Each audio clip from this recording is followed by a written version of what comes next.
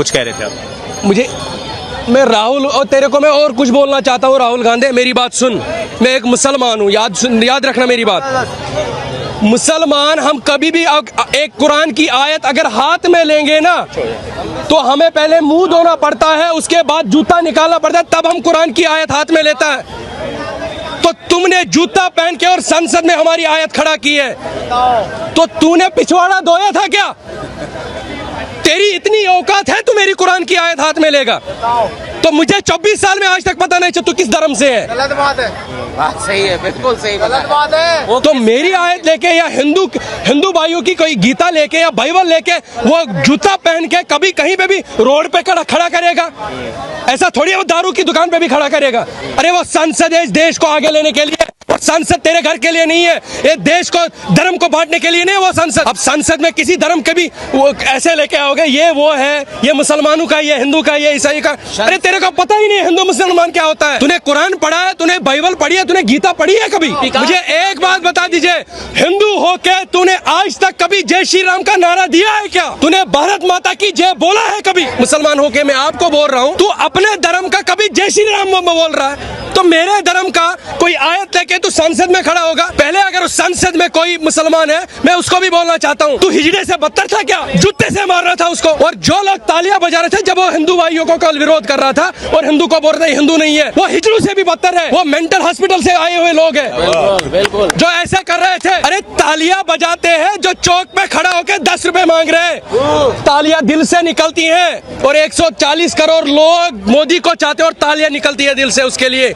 तेरे लिए कभी नहीं निकलेगी। तू धर्म को बांटने की कोशिश करेगा। मैं तेरे को जवाब चाहता हूं, तेरे से राहुल गांधी, मेरे जैसे युवाओं के सीने के ऊपर जब तूने पीला झंडा रखा था कश्मीर में, तब तेरी सरकार कहां थी?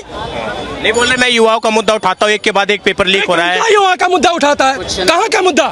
मैं युवा नहीं था कश्मीर का। मेरे ख्वाब छीनने वाला कांग्रेस सरकार है।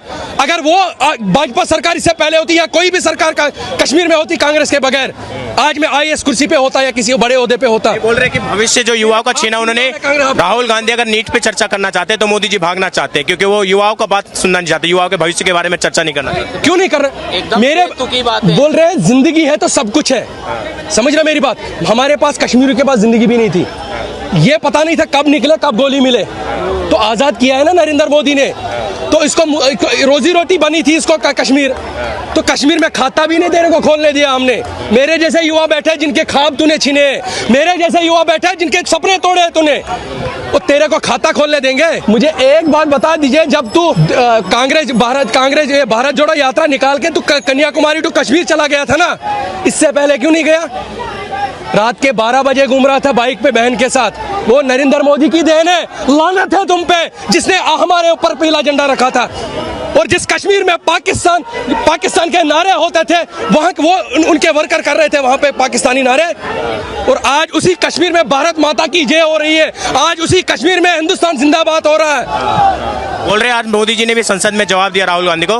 बोले जो संसद के अंदर, देश के अंदर जो संविधान सर पे लेके नाचते हैं, उनको क्या पता 2014 के पहले क्या माहौल था, एक के बाद एक घोटाले। और अब तो दुनिया, आज तो भारत लोगों के घर में घुस के जवाब देता है, पाकिस्तान के घर में घुस के जवाब देता है। आपको एक बात बताना चाहता हूँ, मुझे दिल्ली का पता नहीं है, कश्मीर पे मैं जाऊं, आज भी कांग्रेस के नेताओं को आप ऑडिट लगाओ ना, अरबों खरबों रुपया निकलेंगे।